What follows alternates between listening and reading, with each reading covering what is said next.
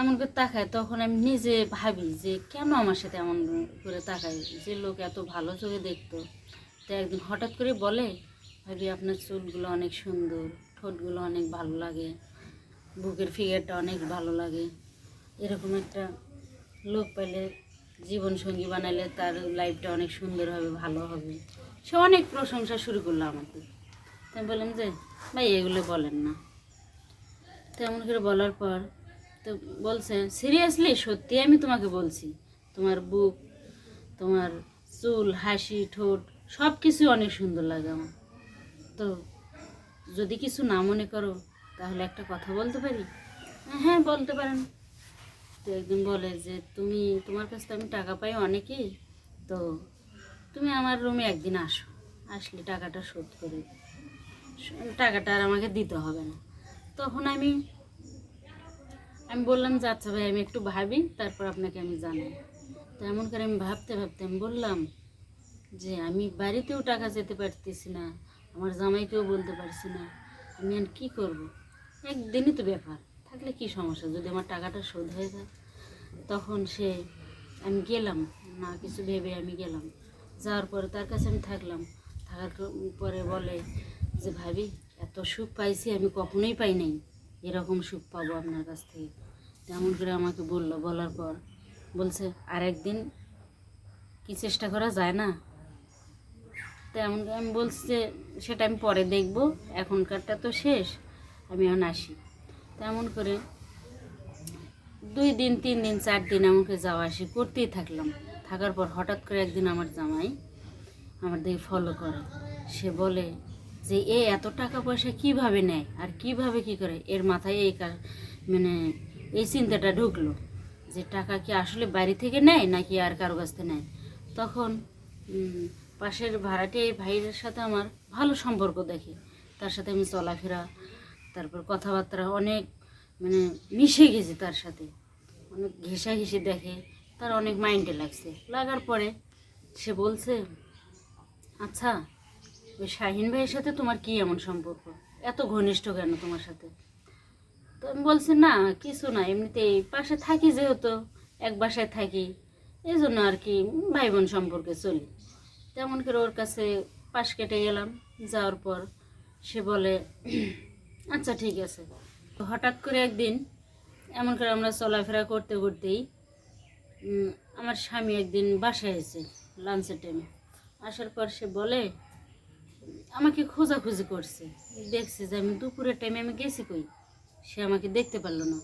দেখার পর এ রুম ও রুম দেখার পরে ওই রুমে গেছে, এই শাহিন ভাইয়ের রুমে গেছে। যাওয়ার পরে দেখে আমাদের দুইজনে জড়াজড়ি আমরা মিলন করতেছি, তখন এই ধরাধরি অবস্থায় দেখতে পারছে। পারার পর দুইজনে তো লাফ দিয়ে উঠে বসে পড়ছি। করার পরে সে বলছে, এটা কেন তোমাদের এসব কি কাজ, এমন করে যখন বলছে, বলার পরে তখন তো আমরা বলছে আজকে তোমাদের ইচ্ছা মতো সাহায্য করতে হবে, এই করো তোমরা, তলে তলে এত কিছু, তারপরেও আমি জানি না। আচ্ছা তখন আমি বললাম যে এই ডায়লগ কম করে মারো, তুমি আমার স্বামী থাকা অবস্থায় কেন আমার আজকে এনার রুমে আসতে হবে? আমি যখন একে বললাম, তে বলে যে কি করছো, কি এমন হয়েছে যে এর কাছে আসতে হবে, এতদিন কার টাকায় খরচা চলছে, আর আমি কি আমার বাবা মার কাছে কি চাইতে পারছি যে আমার বাবা তুমি আমাকে টাকা দাও, আমার সংসার চলে না, এই সেই, তুমিও তো বেকারের মতো এখানে এখানে ঘুরে বেরো, যখন ভালোবাসছিল তখন অনেক কিছু বলছিলা যে তোমাকে সুখে রাখবো, এই করব সেই করব, এখন কেন এমন হয়? তোমার জন্য করে আমার বাধ্যতামূলক এই রুমে আসতে হয়েছে। আমি 20 30 হাজার 40 হাজার টাকা এর কাছ থেকে নিয়েছি, আমি বাধ্যতামূলক এর কাছে আমার থাকতে বাধ্য হয়েছে। আমি এই টাকা কে শোধ করবে? তুমি শোধ করতে পারতা? আমি শুধু সব কিছু তোমার জন্য করছি, তোমাকে ভালোবাসি বিধায়, তোমাকে ভালো রাখবো বিধায় আমার এটা করা অপরাধ হয়েছে? তুমি কোথায় নিয়ে যাও বিচারে, চলো আমি যাইতে রাজি আছি, জুতা তোমারে মারে না আমারে মারে আমি দেখবো। আমাকে বললো যে আচ্ছা ঠিক আছে, বাদ দাও তুমি, আমার জন্য সব কিছু হয়েছে। তো আমরা এখান থেকে বাসা ছেড়ে দিয়ে তখন আমরা চলে গেলাম পতিতালয়ে। ও আমাকে নিয়ে গেল পতিতালয়ে, বলে যে এটাই আমাদের নতুন বাসা। আমাকে বলার পর এরকম 10 জন 20 জন 30 জন করে লোক নিয়ে আসে, আমি আর বুঝতে পারি না, ওদেরকে দিয়ে আমার কাজ করাই। করানোর পর সে টাকা দিয়ে সে গাঁজা মদ তাস জুয়া এগুলো খেলে খায়। এগুলো করার পরে অনেক দিন যাবৎ গেল। এমন করে করে আমি অনেক অসুস্থ হয়ে পড়ে গেলাম। যাওয়ার পর একদিন পতিতালয়ে এক মামুন এসাই নামে এক লোক আছে। আসার পরে সে আমাকে বলছে, তোমাকে দেখে অনেক মায়া লাগে, তুমি এই লাইনে কেন, তুমি এখানে কেন? আমি তাকে বললাম সব কিছু, আমার বৃত্তান্ত খুলে বললাম, আমার জীবন কাহিনী খুলে বলার পর বলছে, তোমাকে দেখে আমার অনেক মায়া লাগছে, তুমি যদি রাজি থাকো আমি তোমাকে বিয়ে করতে চাই। তো তখন আমি বললাম যে দেখেন, এমন মস্কারা করেন না, কারণ আমাদের মতো মেয়েকে কে বিয়ে করবে? আমরা থাকি পতিতালয়ে, আর আপনি একজন এসআই মানুষ, একজন পুলিশ মানুষ, আমাকে বিয়ে করবেন? আরে পাগলি না, আমি সত্যি তোমাকে সিরিয়াসলি বলছি, আমি তোমাকে বিয়ে করব, তুমি যদি রাজি থাকো। আমি তোমাকে এই আগুন থেকে বাঁচাইতে চাই। আমি ওনার কথায় রাজি হয়ে গেলাম, তাকে বিয়ে করলাম। করার পরে তার বাড়িতে একদিন গেলাম। যাওয়ার পরে দেখি যে ওনার আরও 2টা স্ত্রী আছে, তাদের নামে সব কিছু নাকি লিখে দেওয়া আছে। আমি বললাম, হায় রে কপাল, আমি যেখানে যাই সেখানে পোড়া কপালি। এখানে আসলাম, আমার স্বামী ছাড়া কোনো কিছু ভাগ্যে জুটলো না, শুধু আপনি ছাড়া তো আমার আর কিছু রইল না। আপনি সব কিছু তাদের নামে লিখে দিয়েছেন।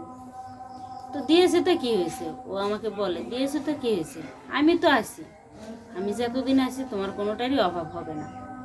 তেমন করে যখন আমি একদিন বললাম, তাকে আমি বললাম যে আপনি তো সব কিছু তাদের নামে লিখে দিয়েছেন, আমার তো কিছুই রইল না। সে বলে, আমি যতদিন আছি তোমার কিছু লাগবে না, তোমার কোনোটার অভাব হবে না। এমন করে চললাম বেশ কয়েক মাস। চলার পরে হঠাৎই একদিন সে অসুস্থ হলো। হওয়ার পর হঠাৎ করে মারা গেল। যাওয়ার পর আমি আর কী করবো, আমি তো অনেক অসহায় হয়ে গেলাম। আমাকে দেখার মতো কেউ নেই, আমার পাশে থাকার মতো কেউ নেই। আমার এখানে একটা সন্তান ছেলে কিছু নেই, আমার জমি জমা নেই। আমি কি করব তখন?